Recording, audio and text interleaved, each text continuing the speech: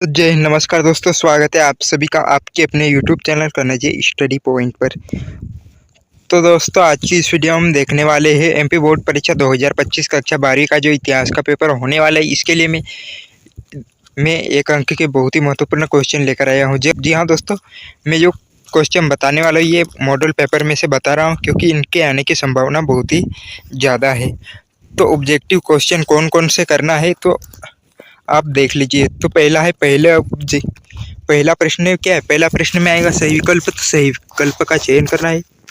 इसमें पहला है हड़प्पा सभ्यता की सबसे विशिष्ट पुरावस्तु है, क्या है।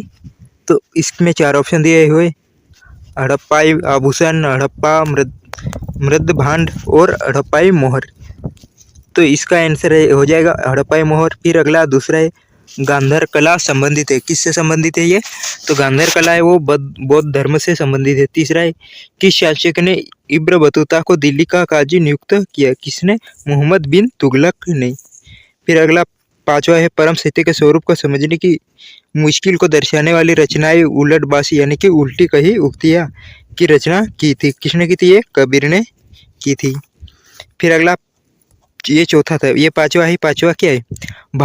भारतीय राष्ट्रीय कांग्रेस ने पूर्ण स्वराज्य अथवा पूर्ण स्वतंत्रता की उद्घोषणा कौन से वार्षिक अधिवेशन में की थी? इसका पहला वाला हो जाएगा लाहौर अधिवेशन में। फिर अगला छठवा है ये किसने कहा था कि हम सिर पर नकल करने वाले नहीं है, भारत का शासन भारतीय जनता की इच्छा अनुसार होना चाहिए। तो इसका आंसर हो जाएगा जवाहरलाल नेहरू वाला आंसर सही हो जाएगा। फिर अब हम दूसरा देखते हैं रिक्त स्थान की पूर्ति कीजिए। रिक्त स्थान में कौन सा आ सकता है?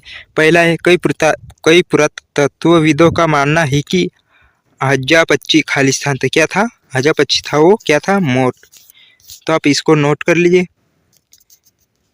फिर अगला है सिक्कों के अध्ययन को क्या कहते हैं? मुद्रा शास्त्र। फिर तीसरा है महाभारत का समालोचनात्मक संस्करण परियोजना खालिस्तान के नेतृत्व में तैयार की गई। किसके? V.S. सुखाथांगर के नेतृत्व में। फिर चौथा है ऐसी महिलाएं जिन्होंने निर्वापन प्राप्त कर लिया है खालिस्तान कहलाती, क्या कहलाती? थेरी कहलाती। विजयनगर साम्राज्य में खालिस्तान सैनिक कमांडर थे जिन्हें राय यानी कि राजा द्वारा प्रशासन के लिए राज्य क्षेत्र दिए जाते थे। किसके? अमर नायक हो जाएगा। फिर चौथा ईस्ट इंडिया, ये छठवा ईस्ट इंडिया कंपनी और बंगाल के जमींदारों के बीच वसूलने से संबंधित खालिस्तान व्यवस्था को बंगाल में लॉर्ड कॉर्नवालिस द्वारा 22 मार्च 1793 को लागू किया गया। किसको? स्थायी बंदोबस्त। फिर अगला सातवां सहायक संधि का जनक कौन है? तो लॉर्ड वेले जोली ये है सहायक संधि का जनक।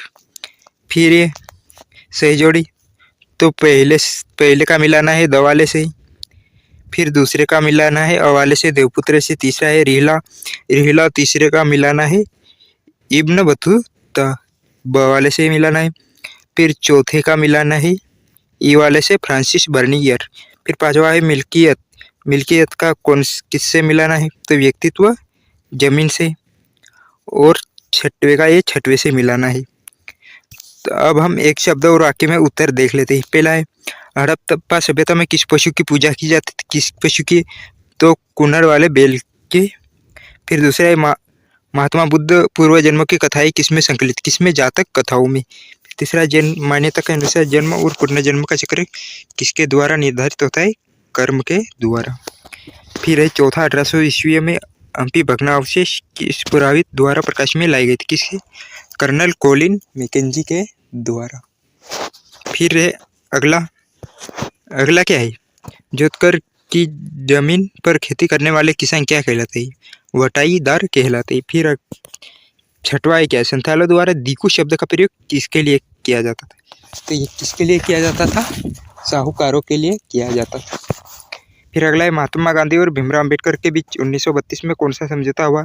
तो ये पुना पैक्ट।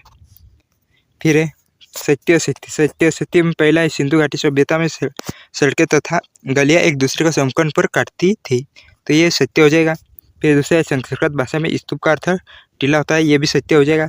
तीसरा है सगुन भक्ति परंपरा में अमूर्त निराकार ईश्वर की उपासना की जाती है। तो ये असत्य हो जाएगा। फिर अगला चौथा मुगल काल के भारतीय फारसी विस्तृत किसान के लिए आमतौर पर रैयत या मुजरियान शब्द का इस्तेमाल करते थे, तो ये सत्य हो जाएगा। फिर अगला है परगना मुगल प्रांतों में एक प्रशासनिक प्रमंडल था, तो ये भी सत्य हो जाएगा। फिर अगला है संवर्धित सूची के विषय पर केंद्रों और केंद्र शासित प्रदेश द्वारा कानून का निर्माण किया जाता है, तो ये असत्य हो जाएगा। तो ये आप ऑब्जेक्टिव क्वेश्चन देख लीजिए, इनको अच्छे से कर लीजिए क्योंकि इनके आने की संभावना है। तो चैनल पर नहीं तो चैनल को सब्सक्राइब कर दीजिए और अगला पेपर कौन सा है आपका वो हमें कमेंट में बता दीजिए, इसकी तैयारी भी हम करा देंगे। तो चैनल पर नहीं तो चैनल को सब्सक्राइब करके बेल आइकन को दबा दीजिए और वीडियो को ज़्यादा से ज़्यादा शेयर कीजिए और इसकी PDF चाहे तो हमारे टेलीग्राम चैनल ज्वाइन कर लीजिए। तो चलिए मिलते हैं अगली वीडियो में।